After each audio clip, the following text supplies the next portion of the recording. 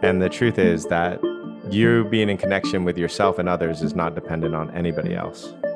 Because being in connection with what is doesn't require anybody else. Welcome to The Art of Accomplishment, where we explore how deepening connection with ourselves and others leads to creating the life we want with enjoyment and ease. I'm Brett Kistler, here today with my co-host, Joe Hudson. Good afternoon. Hey, Brett. Nice to see you again. We just got to hang out. Now we get to hang out again for this. Yeah, we just did a 3-hour coaching group call, and it was really good. Yeah. What a group. Yeah, super fun. Started out with an exploration on tension. We walked through some sort of a process of connection and a lot of discussion around it. And it seems like connection is really alive for our conversation right now. And you've been wanting to do a podcast on connection for a couple of weeks. Yeah. So this seems like a perfect way to lead right into that.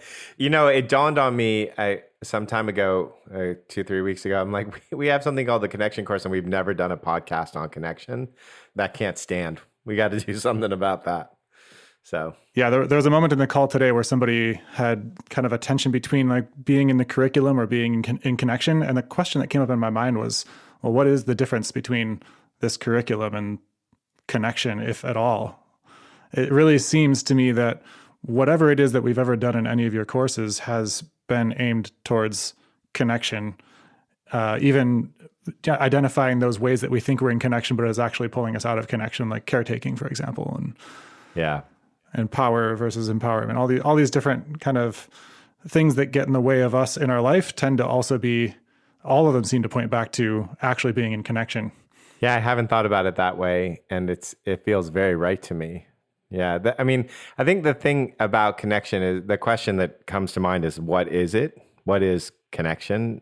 And because it can mean a lot of things to a lot of people. And I think that it's one of those things that's like a meta state, or a state that can encompass all states. What I mean to say is that I can be in connection when I'm sad. I can be in connection when I'm crying. I can be in connection when I'm angry. I can be in connection when I am having sex. And I can be out of connection when I'm doing all those things. And so, though it's a felt sense in the body, it at the same time it's not like a particular state. And you can be connected with somebody when they are angry and when they are sad. And there's somebody out there I know who's like, what? You can be connected with people when they're angry? Yes, you can, I promise. And so there's a way of, the way I think about connection is that you're being in touch with what is in the present. This is what is. I am in touch with that. And that leads to an expansion, more energy, and it puts you in touch with something bigger. It's literally feeling beyond yourself, so that you're in touch with something bigger. And I think one of the things that people get confused about a lot, and I hear this in the language, it's like, oh, I'm out of connection with this person because they blah, blah, blah. And the truth is that you being in connection with yourself and others is not dependent on anybody else. Because being in connection with what is, to be in contact with what is, doesn't require anybody else. Yeah, an interesting nuance there is that you can even be in connection with a sense of disconnection. Yes. With that. So I've seen this happen in groups often where everybody's subtly kind of pretending to be in connection because they want to be in connection in the group or in their team or in their family, in their relationship. And then the moment somebody says, I feel out of connection right now, all of a sudden a bunch of relief happens. And then it's actually like connection. Somebody had to recognize and then honor the fact that they are feeling out of connection, and being in connection with that sense of disconnection begins the process of coming back into connection. Yeah, we saw that this morning in our call. And we saw that exact same thing happen. Yeah, exactly. You can even be in connection with the state of being out of connection, which is, you're right, mind-bending. Right. So given that all of this work comes back down to, on its root level, connection, what makes that so important to you? What makes connection the thing that you, I don't know, I could say specialize in a sense? What is it makes like Joe Hudson work What This makes it? all focused on connection and not like, there's self-love in it, there's self-trust, there's all these different pieces, but just something about like connection seems to be your personal focus.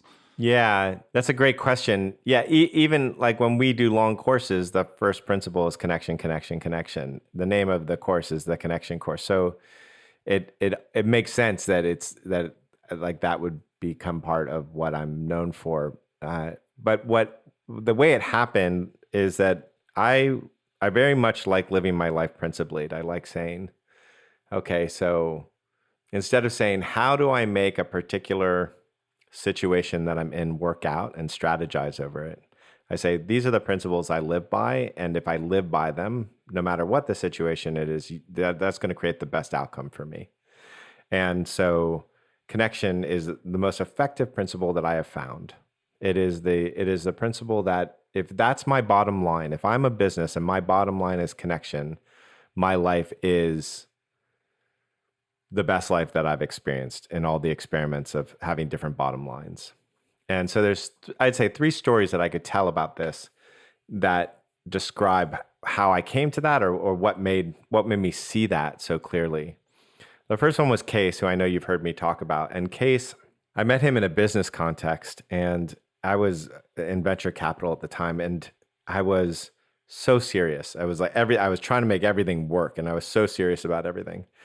And here comes Case, who constantly is laughing. He's doing this, he's not investing, but his job is to fix companies, and he's doing the same serious work, but he was doing it with like so much love. And he was creating deep relationships everywhere he went. He would go into farming communities where he was like stuck out like a sore thumb, and he'd be making friends with like conservative farmers. He'd be making friends with people in the city. And some people didn't like him, no doubt, but he was just constantly creating this connection around him, and it was incredibly effective at his work. And I just noticed that you can do the same work and you can be happy in it, and you can feel capable in it. And so I started saying, oh, well, I want some of that happiness. So I started working on my own sense of connection and connection with others. And as that happened, I became more effective. I was all of a sudden, people were more, there was less management, there was more collaboration, there was more trust, there was more understanding of one another. I understood customers better. I understood funders better. I had better relationships with all of them. I would, all of it, everything became easier as I started focusing on connection. And so that was the first big hit that got me.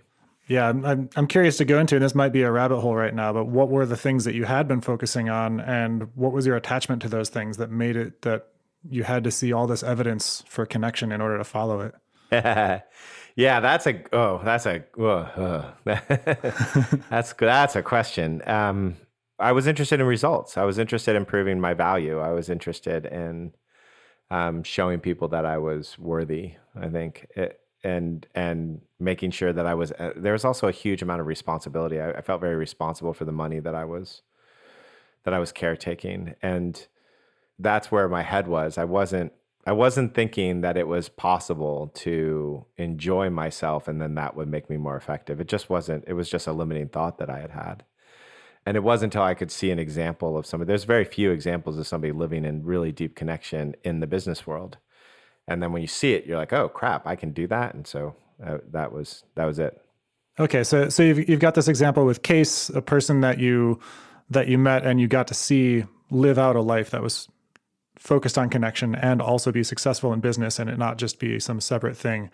And then what else? How else did you come to this? Yeah, then I ran into a study. There's a Harvard study that is the longest lasting study in the States. I thought it was in the world, but it's not. Apparently, there's one in England that's longer lasting. But they've been studying, it started off as a group of young men, and they studied them through their lifetime, and they just got all sorts of data. And now they're studying their offsprings and wives and stuff, apparently. But they're studying all the facets of life, health, and every year they come in and do questions, et cetera, et cetera. And what they discovered through this is that a happy, successful life is one that's in connection. generally. And so they're measuring it as external connection. They're measuring it uh, Social connection. as quality of relationships. Are you in relationships that you care about, that are invigorating, which I think is a result of connection. I don't think you can be in those relationships if you're not in connection with yourself. People aren't in inspiring, loving, supportive relationships if they don't have a certain amount of self connection as well. And so this reduces, heart disease. This like makes you live longer. This makes you happier. This, it doesn't particularly say that you're going to be wildly financially successful, but it also says that you have a successful life, in whatever terms you want that success to look like. And so it's the number one indicator of like a long life and happiness is these qualities of relationship, these high quality relationships. Yeah, so it reminds me of some other studies that went into, populations in certain parts of Italy and some parts of the US, and they compared a whole bunch of variables, including diet, exercise, health, and they found places in, like France and Italy where they were eating poorly by certain standards. I mean, you could say that standards are different for different people, but the factor that they found that was most important was that these were communities that were living in multi-generational households and having a lot of family around them and community around them, and that was what they gleaned as the most important factor, was the connection to a social fabric. I've read the same stuff, and what I remember some of the studies showing that it wasn't just because there's multi-generational houses where they don't live long. Yeah, right, It's the one where there's these healthy relationships where people feel like a sense of belonging to the community and a sense of connection. Again, see, it's not I'm just with the community. It's I feel in connection with the community. Yeah. And there was even one in the United States, I think it was like Pennsylvania. They were like, why is everybody living so long here? And that's the other thing that they found. Yeah. So that was another one. I was like, okay, so now I have some evidence. And there's a whole bunch of psychological evidence once you start looking for it, like ACEs and all sorts of things that point to this. ACEs are adverse childhood effects. And then Experiences. Thank you. Got me. And then the final story was we had this healthcare company that we were invested in, and there was a woman who was the CEO, and she was an excellent leader, and she was brought in to, grow this company, but it was really a turnaround. She hadn't particularly done a turnaround before. And usually if you're working with somebody who's doing a turnaround and they're successful at it, one of the things they do is they just fire half or all the people and, within the first 6 months and kind of reestablish the business. And she didn't do that. What she did was establish connection. She had like surveys that went out weekly to people. She was constantly like connecting with the customers, connecting with the employees, making sure that people were happy. And, I'd heard about that in things like Southwest Airlines, where back in the day, they would talk about, employees first, customers second, shareholders third. If your employees feel that sense of connection with the company, then the customers will be happy. If the customers are happy, then the shareholders will be happy. And it's how they, formed in that business. But to see it at work and to see the turnaround that happened and the inspiration that the people had and how much everybody liked working with her. And she did. She successfully, like in 2 years, brought the 5x the company or something like that. It was just a tremendous thing to watch her. And it was her number. She was more prioritized on that. As a CEO, what you notice is you have to focus on like 2 or 3 things, and the thought process is, I focus on these 2 or 3 things, everything else will work around it. And she was just maniacal on that sense of connection and feeling connected and being connected herself. And it was amazing to watch that turnaround. So those were the 3 things where I just was like, oh, okay, so this is a tool that works. And it doesn't just work as far as effectiveness, it works because it also creates happiness. It creates joy. It creates a long life. And then there's this realization happened, which is like, well, how much would I sell my connection for? Like, how much would I sell my ability to connect for? Like, you think about that question, it's like, it first of all, bends the brain a bit. But like, how much would you sell your ability to connect with people for? Or let's say sell half of it. So it's not like you'd be zero, but you could sell half of it. How much would you pay? How much would you want to get paid for that? You mean to give up to give up that ability to connect and have somebody else walk away with it as a superpower? And Yes, yeah, exactly. I want half of your ability to connect. It's gonna add on top of my capacity to connect. How much is that worth to you? How much are you going to charge me? that is a mind-bending question because I mean, maybe assuming that I know that I could rebuild my sense of connection, my ability to connect, Nope, then can't. No, no, can't. no, So no, permanent, can't. then hell no. Like no amount of Right. money, because with half the ability to connect and infinite money, my life is still going to be half or some, logarithm weird curve more out of connection. Then it doesn't matter how much money I have. And you could even replace that with other variables too. Like give you the hottest wife or something, or the most power. Yeah. It's like, well, if I'm out of connection and I have a lot of power, then that's not good for anybody, and definitely not for myself, because the dictator is just as trapped Yeah, that's right. as everybody else. Yeah, so that's exactly. And when I saw that, I was like, oh wow, like this is the most priceless thing. And what's interesting to me is I will often ask people that I'm coaching long term, like, what's the bottom line of your life? What's the bottom line? What's the thing that if you have that, and it's amazing how many people come to some version of connection. If you really think about like, okay, how do I know at the end of my life, I feel like, if I have a lot of something at the end of my life, what's that something? And so we all know it inherently. We all know it inherently.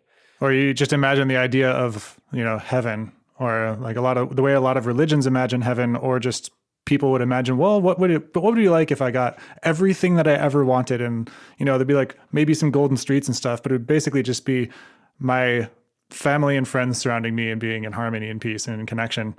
And so this really points to what you were just saying with a lot of the people that you've asked this question of, that the responses tend to be some intermediate need or want that underlying all of it is connection. That's right. Yeah, it takes them a while to follow the train to the station, but eventually, yeah, they're like, oh yeah, it's some version of connection. I wonder if that'd be true for all social mammals.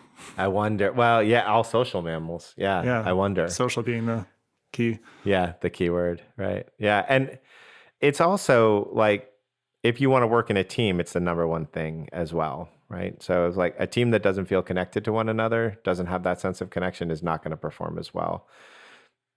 They're going to have trust issues, right? You have to have the trust for the connection. People who feel deeply connected have the trust, and they're going to be most effective. So all of it, it all seems to come down to that. And it's this thing that you can feel anytime, anywhere. It's really just a noticing, a choice that you're making. Yeah. So if all of this boils down to connection, and not even just your work, but the way that we're talking about, the core human need, that makes it for a really simple principle, as you mentioned, being the first principle, connection. It's simple enough. You might as well repeat it 3 times and say connection, connection, connection.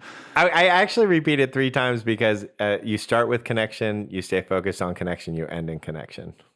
So a principle means that, for me, it means you have to, like, can I act on it? And so it's like, oh, things aren't going well, I focus on connection. If things aren't going well with my customers, I focus on connection. If things aren't going well with my marriage, I focus on connection. I start my interaction with connection. I end my interactions with connection. So that's why I have it as 3 times. Which makes for a really good heuristic too, because in any moment you can be like, am I optimizing for being right, or am I optimizing for connection? Am I trying to convince somebody, or am I trying to connect with them? Am I trying to change myself, or am I trying to be in connection with myself? Yes. Yeah. That's it. Okay. So let's assume our audience is somewhat sold, and they're like, okay. Connection, whatever. I say to our audience, don't be sold. Do not be sold. Test it. Go live your life. And every time you have a choice that's hard, choose connection and see what the hell happens. Don't trust me. Do it. Okay, great. How do we do that? How do we get into connection? What does that look like? No, walking away don't from ask this me hard podcast. questions. Okay, go ahead. Sorry. So how do you do that? So that's the weirdest thing, is connection is almost the opposite of doing, right? It's more of a sense of being.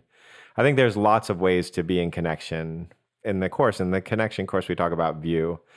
And those are hacks. Like if I'm vulnerable, it puts me into a deeper sense of connection. If I'm impartial, if I can be with what is, that gives me a deeper sense of connection. If I can be with you in empathy, it gives me a deeper sense of connection, or myself in empathy, wonder, awe.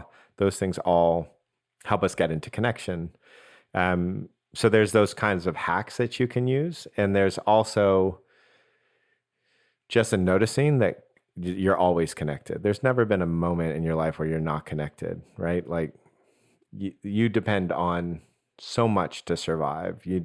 Every thought that you've had is connected to some other part of the world influencing you, from the amount of omega-3. So there's also just a noticing that can happen. And that's how it works in my system. It's just, there's a choice in that moment. Oh, and then interact. And so that's my internal state of connection. My external state of connection, view, works really well. That vulnerability, impartiality, empathy, and wonder. And also there's often a question of what is it that if I was in that that person's shoes, how is it that I would want to be interacted with? And the question is, how do I actually most deeply want to interact with that person? And usually if you mind those two wells, they become the same well. You'll start to see that the thing how I want to be, how I would want to be treated, and what is my truth. If you get down far enough, you'll get to the same thing. Meaning, specifically, like I want the person to stop being an asshole, and they want, and if I were them, I would want me to just walk away. Eventually, I'm going to get down to, I'm going to say I'm hurt, and I'm going to be vulnerable. And they want to actually see that I care about them enough to be able to do that. Mm-hmm. So eventually you get down there. Yeah, that's an interesting point here, because often we project that someone else, if we were in their shoes and we imagine what they would want if we were them, or what we'd want if we were them, we'll project what we would actually want, which might actually be some form of disempowerment or caretaking, or something that we've conflated with connection or conflated with love. And so what you're speaking to is getting asymptotically closer and closer and closer to the core of what the actual connection is, which might not be stopping being an asshole. It might be owning. I would love that person to own their truth with me, or I would, if I was this person, I would want to hear what I have to say, but in a way that is in connection and loving and owning my own shit. Yeah. That's right. Yeah, there's a triangulation piece there, which is not in the bad sense, not in the psychological triangulation sense of the word, but there's a triangulation piece that is, the Sufis had this great thing about the golden rule, and they would say, do unto others as you would have them do unto you. I hope that person's not suicidal. Because if they're suicidal, then they're going to kill everybody. That's the thought process. And so there's a triangulation between do unto others and as you would like others to do unto you, and what is my deepest truth? What is the thing that I feel most deeply in my own want or my own truth? Mm-hmm. So how do you know if you're in connection with this truth? Yeah, so there is a visceral feeling that tells you when you have a sense of connection, right? There's, and this is the weird part, is that it's, like I said, a state that is beyond states. If you close your eyes right now and you feel a moment that you were sad and disconnected, and sad and connected, you can feel a moment when you were working at your computer and you felt connected, and working at your computer and felt disconnected. That's how you know. This reminds me of the way that you talk about meditation, where you can be meditating and enjoy it and being in connection with yourself, or you can be meditating and torturing yourself. And there's a difference. If you sit down to meditate, there's a way that it can be discomfort. Discomfort can arise because there's just discomfort in your system, and now you're connecting to it and you're allowing it to be felt, and it moves. And that's how you tell, I guess, if it's connection, is that it moves without you having to move it. Yeah. Yeah. It moves, and there's a feeling of expanse, and there's a feeling of like beyond yourself that comes along with it. And then if you try to get there, if you're trying to get connected, if you're trying to get to expanse, if you're trying to get to movement, then you're out of connection because you're not being with what is. You're trying to get it there. And this is part of like that practice of connection. There's a practice to it. And there's also so on one level, connection is always there and there's no practice required. On another level, there is this practice to it. Yeah, I think this ties in a lot to the work that we do with the voice in the head and the internal conflict of when there's a part of us that we feel in conflict with, getting into connection with it is actually, in some sense, tracing that part's connection back to ourself. Like, oh, the part of me that's a perfectionist and judging me, how is it actually trying to take care of me and love me? And getting into connection with that part and seeing them connecting back to the same source. Right. So if I'm thinking about it in a group context, like we have a group of people in this coaching thing that we're doing, and to me, how deep real connection is built and constantly goes deeper and deeper and deeper is the following. We have some sort of tension. We allow that tension to be there. We embrace the difficulty in that. We work through it. We get back to love. We get back to a sense of safety, love, and then repeat. And so the more that you go through adversity together and get back to some way of feeling connected and loving and supportive of one another again, the more that connection happens in a group. Mm-hmm. And you can see this in soldiers who have been through really, really tough things and have trusted each other deeply. You can see that sense of connection build, and it'll stay for a lifetime. Similarly with teams and where they've gone through really tough stuff and they've made it through, they feel like this deep sense of connection. It's no different internally.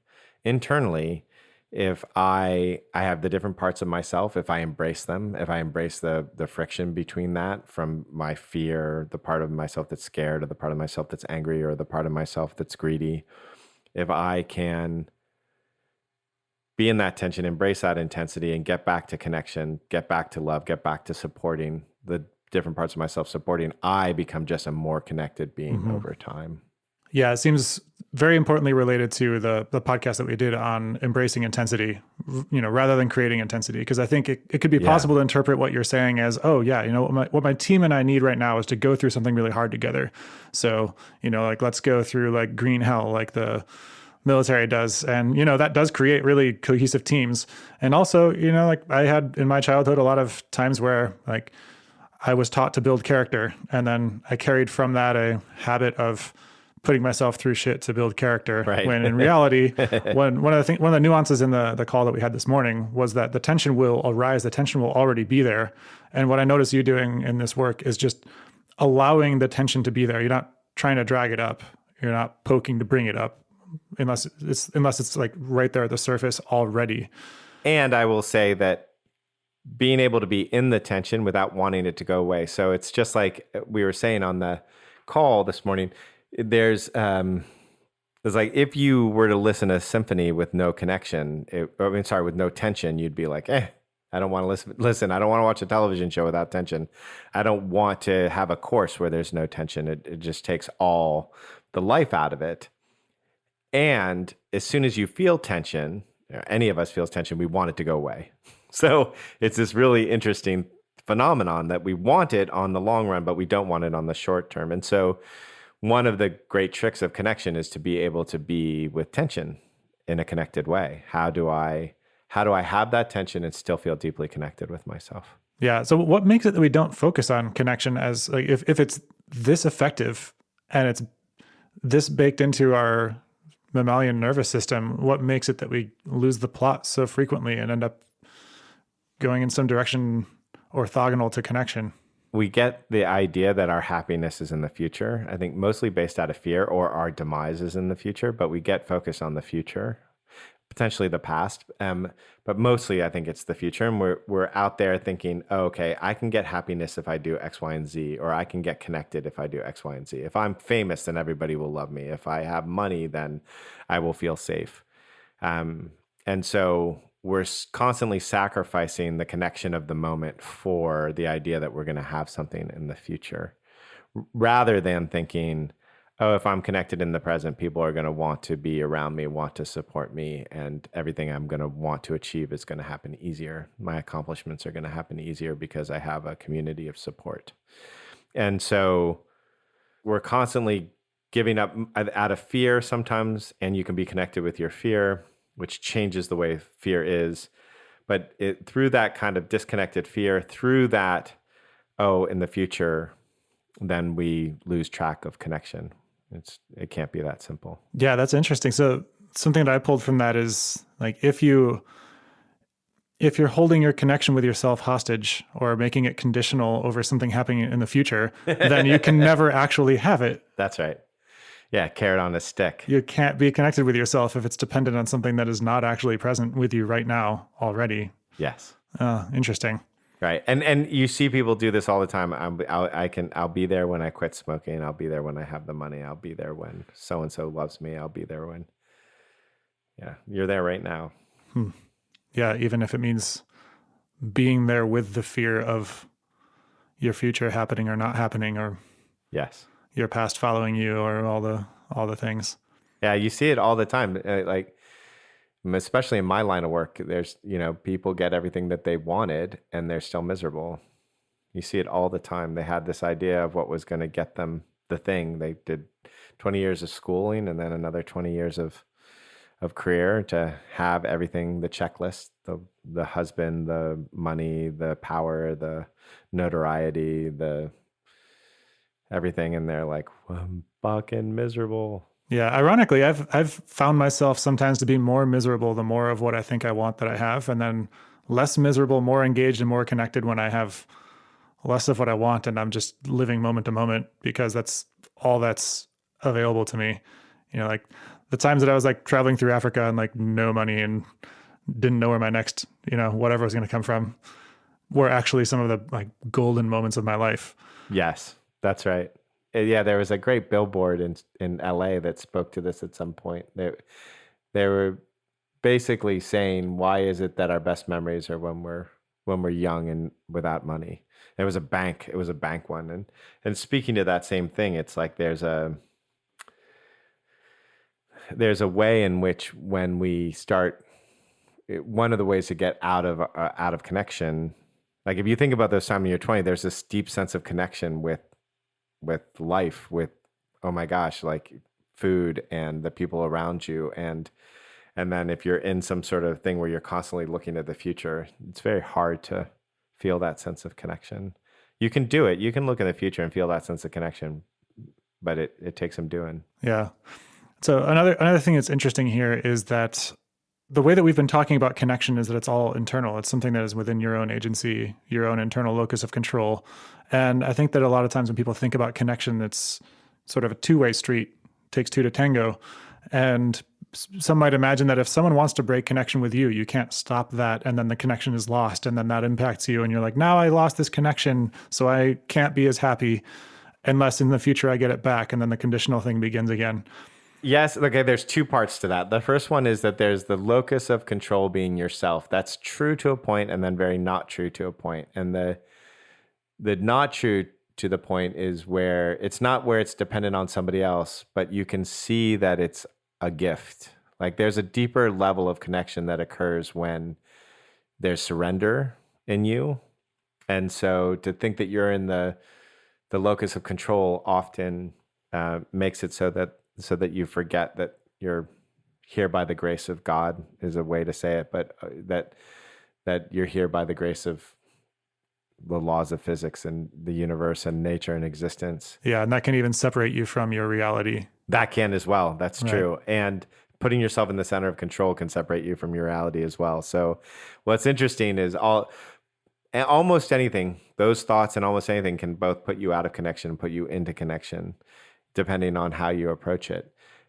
And the thing that you're saying is that's also very true is that you can't break connection with me. I have to agree to it. You can say, it just happened to me recently, had somebody who had been client who just did something that hurt. And we found out intentionally, when we talked about it, she did it to hurt me because whatever the love was scary, the thing that was happening was scary. for her, and the like it reminded her too much of like love that she felt where she got abused, and so it was like she was having this trauma response. And so she did this thing, and I was like, I know you know that you're hurting me. I know you know that. And I'm just here to tell you at some point, I expressed some anger, I expressed sadness, I expressed hurt. And at some point I said, I'm not going to let you stop me from feeling connected and love for you. I'm not going to do that because that hurts me. So you're doing all this stuff, that's fine. And I'm not going to stop loving you. I'm going to stop doing business with you because I'm not going to get hurt. I'm not going to allow that damage to be done again, but I'm not going to stop loving you. And, that was a huge event for her. Now, sometimes people are gone by the time you can't say that to them. They've just decided we're out of here. Yeah. I could imagine even in like romantic context that might even sound a little stalkery. Like, okay, yeah, you can leave me, but you can't stop me from loving you. I'll be loving you from over here. Just, every time you think about me, remember that I'm over here loving you. If you say it like that, that is kind of creepy. Yeah. But I mean, that's also the way some people might take this, if that's the energy. That's true. Yeah. And yes, they're going to take your connection in lots of different ways. There's going to be lots of projection onto it. Some people will think it's needy, I'm sure. And some people will think it's, stalkery or whatever, but that's their reaction to being, their own presence and their own love. It's their own sense of connection. Because what you'll notice is that any person has kind of the capacity to get to a certain level of connection, and then that's kind of okay, now it's getting more intense. Now I'm gonna lift up. I'm gonna go get into the phone. I'm gonna go watch television. I'm gonna go do heroin. Whatever it is, there's some level of it that is within their normal range, and then they're gonna react to it. And that's why it can't depend on anybody else. It's really about, and it can be all very silent. For this particular case, it was really important for me to say it because of the relationship that we had. But there's other cases. I'm in a grocery store. I see somebody, I feel like a deep sense of connection. I don't have to say anything about it. I often walk around the world feeling like a tremendous amount of love for people I don't know. And I'm not like walking around going, I love you, I love you, I love you. It's not happening. Yeah, it's like meta meditation. Nobody in the world, Kim Jong-un can't stop you from doing a meta meditation in which you are sending love to all beings. That's right. And that's your own internal experience, and that is beneficial for you and has impact on all those that you have contact with in some sense due to the impact on your consciousness. And nobody can stop you from doing it, and you're not crossing any boundaries. Right. I mean, that's a part of all religion. I mean, that's a very Christian ideal too, right? It's like love thy neighbor. There is a freedom to it. Like we somehow think that freedom comes from having a set of ideas that were right, that are right, and that we never have to leave. And what I've noticed is the truth to freedom is far more about being able to feel and love everything, feel and be connected to everything. Which would include falling out of connection in the most ungraceful ways. So yes. let's say somebody leaves me, I drop out of connection with them, I leave in a rage, I go do the heroin, I get a bunch of self-criticism and the spiral. How do you get back into connection from there?